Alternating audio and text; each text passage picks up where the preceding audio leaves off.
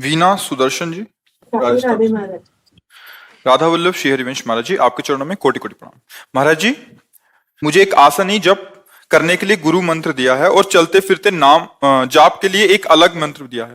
पहले मेरा चिंतन मंत्र की आराध्य देव का होता था, परंतु पिछले 2 साल से आपका सत्संग एवं एकांतिक वार्तालाप सुनने से अभी श्री जी और वृंदावन धाम का ही चिंतन होता है, जबकि मैं वही मंत्र का जप करती हूँ। तो क्या मैं जानना चाहती हूँ कि क्या ये सही है? हम तो आपसे प्रार्थना करेंगे, सत्संग सुनिए और अपने मार्ग को पुष्ट कीजिए। आपको जो गुरुजी ने मंत्र दिया है, जो गुरुजी ने नाम दिया है, उसी में रति कीजिए। जो उपासना दी उसी में आसक्त होइए। उसमें जो आपकी कमियां वो सत्संग से सुनकर पूरी कीजिए।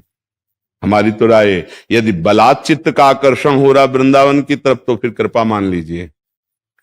बलात् चित्त का आकर्षण हो रहा प्रभु की तरफ तो मतलब प्रभु इस मार्ग में आपको घसीट रहे हैं कि किशोरी जो अपने चरणों की तरफ आपको आकर्षित कर रही हैं, तो उसे कृपा मान लीजिए। अगर कृपा नहीं मानते हैं, त्रुटि मानते हैं, तो सुधार कर लीजिए। दोनों बातें हैं।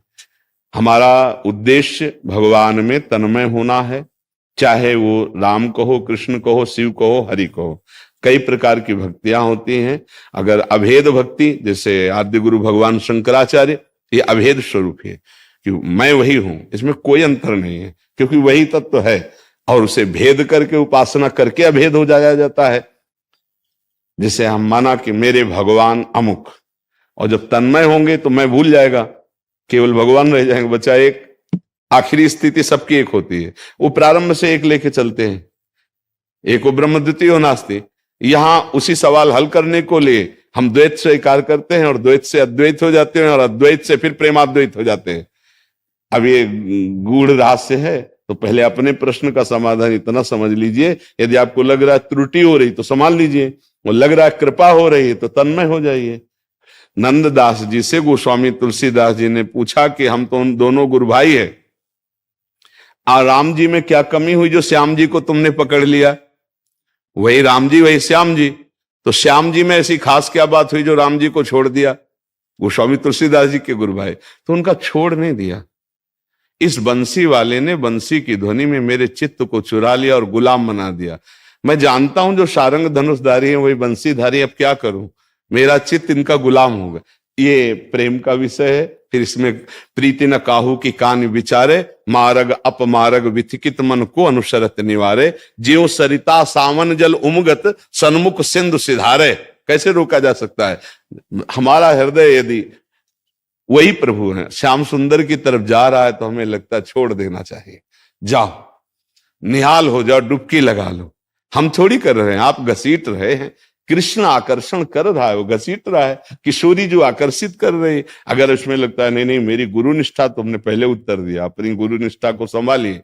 और अगर ऐसा लगता है तो फिर देखो, एक जब ब्रजवासी का ब्याह होके तो माताएं अपनी नई बेटी जो बहू बनती उसको समझाती, बेटी तुम ब्रज में जा रही हो, पातिव्रत धर्म रहना बहुत कठिन है। वहां सुना एक नंद का लाला है, और जो उसकी आंख में आंख मिला देता है वो उसी का हो जाता है। कभी तुम उसको अपना मुख मत दिखाना और कभी उसका मुख मत देखना। माता ने ऐसा पातिव्रत धर्म का उपदेश किया। ठाकुर जी सखाओं के साथ खेल रहे थे, जब देखा कि ब्रज का ग्वाला नई गोपी लाया है, तो कहा ये अपनी बहू से कहे कि मुख दिखाए, और चढ़ गए रथ पे। अब बहू को याद आया कि माँ ने कहा था कि मुख न दिखाना और न देखना, नहीं पातिव्रत धर्म नहीं रह पाएगा। अपने पति से जो प्रेम है वो ऐसा कि उत्तम के बस असमन माही, सपने हो आन पुरुष जगना ही, तो पातिव्रत धर्म का उत्तम लक्षण तो ही। वो मुंह नहीं खोले। लालजू से सखाओ ने कहा कन्हैया तू भी बावरा है यार, इसको मुंह दिखाई तो कुछ दे। ठाकुर जी ने हारुत फिर भी मुंह नहीं।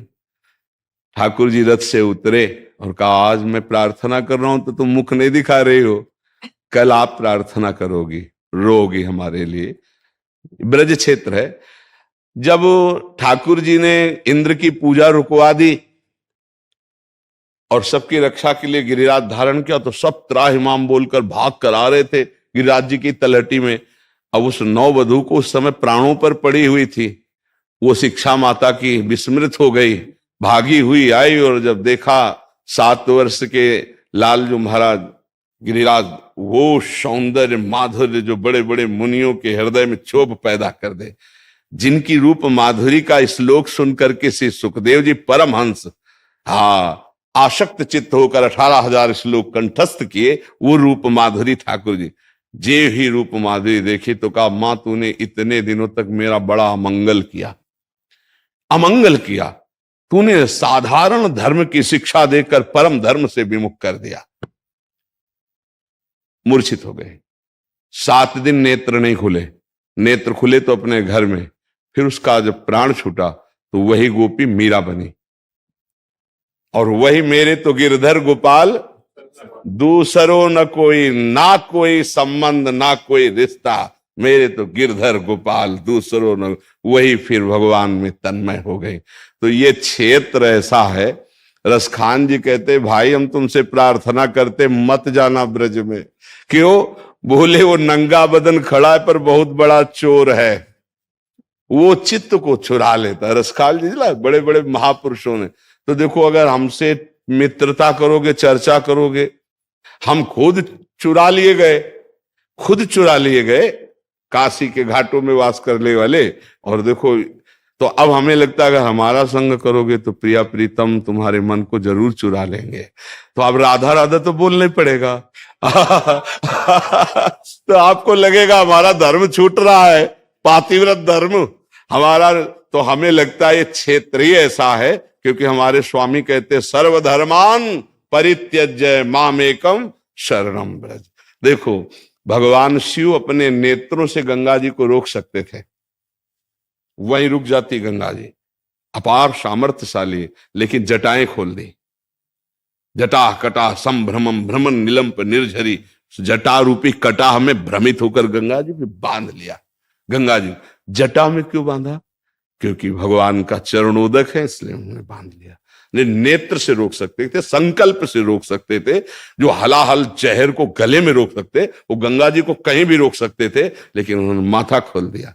आप विचार करो, जितने बड़े बड़े योगींद्र मुनीन्द्र हैं वो सब भगवान के चरणों में, ध्येयम सदा परिभवग्नम अभीष्ट दोहम तीर्थास्पदम शिव विरंच नुतम शरण्यम।